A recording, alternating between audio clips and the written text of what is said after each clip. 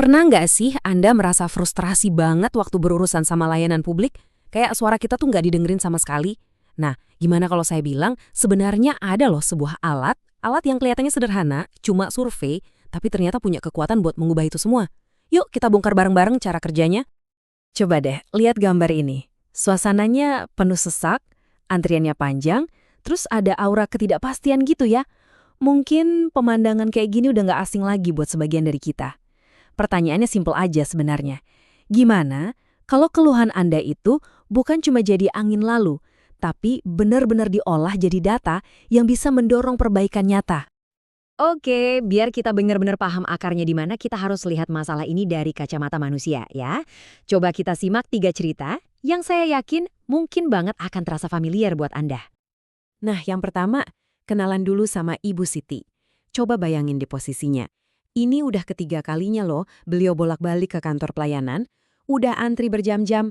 Pas gilirannya petugasnya bilang, "Waduh Bu, masih kurang satu syarat nih, fotokopi kartu keluarga." Duh, Ibu Siti cuma bisa tarik nafas panjang, nahan kecewa, sambil mungkin mikir, kenapa nggak dari kemarin aja sih dibilangnya? Ini bukan cuma soal waktu yang kebuang kan, tapi ini soal kejelasan informasi yang paling dasar. Sekarang, coba kita pindah posisi ya. Kita lihat dari seberang loket. Di sana ada Pak Joko, petugas pelayanannya. Tiap hari yang dia hadapi ya keluhan yang itu-itu lagi. "Pak, kok lama banget sih? Pak, kenapa syaratnya nggak dikasih tahu dari awal sih?" Padahal nih, kalau dari sisi Pak Joko, dia merasa udah kerja sekuat tenaga. Udah ngikutin semua aturan yang ada. Nah, ini petunjuk penting buat kita. Jangan-jangan masalahnya bukan di orangnya, tapi di sistemnya. Terakhir ada Lala. Nah, Lala ini representasi generasi muda. Generasi yang udah terbiasa pesan apa-apa tinggal klik di aplikasi HP. Semuanya serba cepat, transparan, simple. Tapi, begitu harus ngurus administrasi, dia malah dihadapkan sama proses yang manual, lambat, dan rasanya kayak balik ke puluhan tahun lalu. Pertanyaan di kepalanya simple, tapi ngena banget. Ini kenapa sih nggak bisa dilacak aja progresnya dari HP? Jelas banget kan, ekspektasi itu udah berubah. Oke, dari 3 cerita tadi, kita bisa lihat satu hal yang krusial banget. Ternyata ada semacam jurang pemisah ya.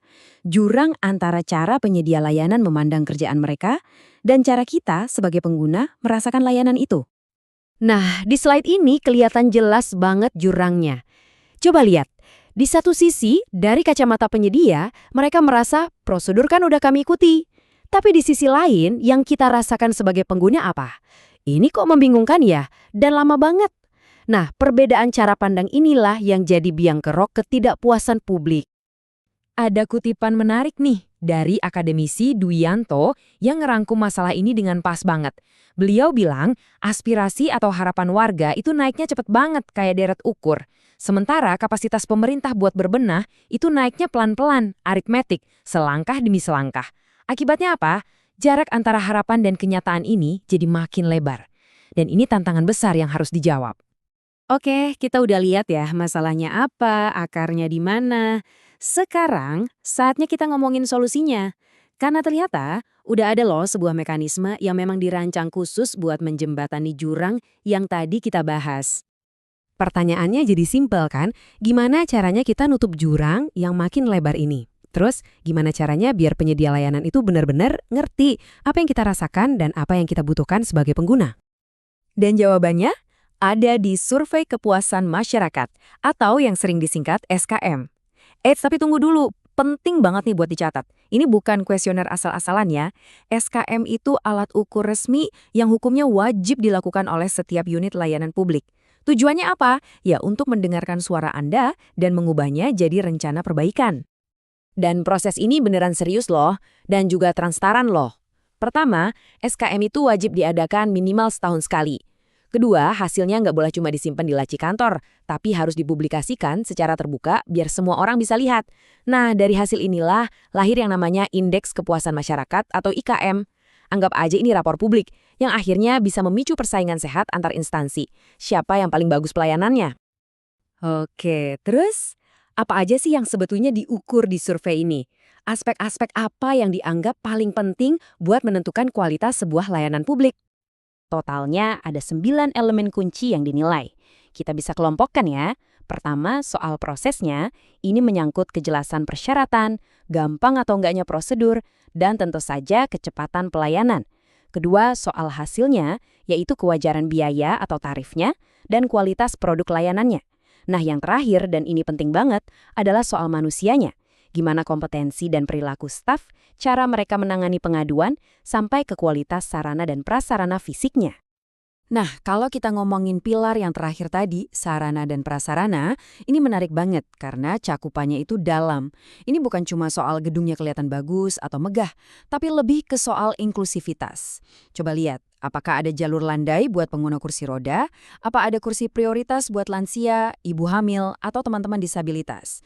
Detail-detail kecil kayak ginilah yang justru menunjukkan keseriusan sebuah institusi dalam melayani semua orang tanpa terkecuali. Oke, sekarang kita sampai ke pertanyaan paling penting. So what? Terus gimana? Setelah data survei ini semua kekumpul, langkah selanjutnya apa? Gimana caranya angka-angka ini bisa berubah jadi perbaikan yang beneran kita rasakan? Coba kita lihat contoh hasil surveinya. Nah, datanya disajikan dalam bentuk peringkat yang gampang banget dibaca. Kita bisa langsung lihat nih, penanganan pengaduan nilainya bagus, dapat peringkat 1. Tapi, coba lihat yang paling bawah. Prosedur pelayanan sama kecepatan pelayanan justru jadi 2 nilai paling jeblok. Cuma dengan sekali lihat aja, pimpinan unitnya langsung ngeh. Oh, di sini masalah utama kita. Dalam contoh ini, ya jelas banget titik lemahnya ada di kecepatan sama prosedur yang dianggap ribet sama masyarakat. Jadi, data ini ngasih semacam diagnosa yang to the point. Nah, dari diagnosa tadi, baru deh disusun rencana aksinya yang runut. Pertama, mereka analisis dulu keluhan spesifiknya. Misalnya, kenapa sih antriannya bisa lama banget? Kedua, mereka revisi SOP atau standar operasional prosedurnya. Ketiga, terapkan perbaikan entah itu lewat digitalisasi atau optimalisasi sistem IT. Dan yang paling penting, keempat, perubahan ini diinfoin ke publik. Jadi alurnya jelas banget, dari keluhan jadi solusi. Tapi, semua proses keren ini, dari ngumpulin data sampai bikin rencana aksi, itu semua cuma bisa jalan kalau ada satu elemen kunci. Dan elemen itu adalah partisipasi aktif dari Anda, dari kita semua. Ada kutipan yang bagus banget nih yang seolah-olah merangkum semuanya. Intinya gini, pada akhirnya yang paling berhak menilai kualitas sebuah layanan itu ya kita konsumennya, penggunanya. Makanya tugas pemerintah itu bertanya dan tugas kita adalah menjawabnya dengan jujur. Dan inilah wujud nyata dari perubahan itu. Coba lihat bedanya. Dari yang tadinya ruang tunggu sumpek, penuh sesak, dan gak nyaman, bisa berubah jadi ruang layanan yang modern, nyaman, bahkan ada area bermain anaknya. Ini bukan sulap, bukan sihir. Ini hasil nyata ketika suara kita didengarkan dan yang paling penting, ditindaklanjuti. Jadi kalau kita tarik kesimpulan, pelayanan publik itu sejatinya bukan jalan satu arah. Ini adalah sebuah percakapan. Pemerintah ngasih layanan, kita sebagai masyarakat ngasih masukan biar layanannya terus jadi lebih baik. Nah, pertanyaannya sekarang, kembali ke kita masing-masing. Apakah kita siap buat ikut ambil bagian dalam percakapan yang sangat penting ini?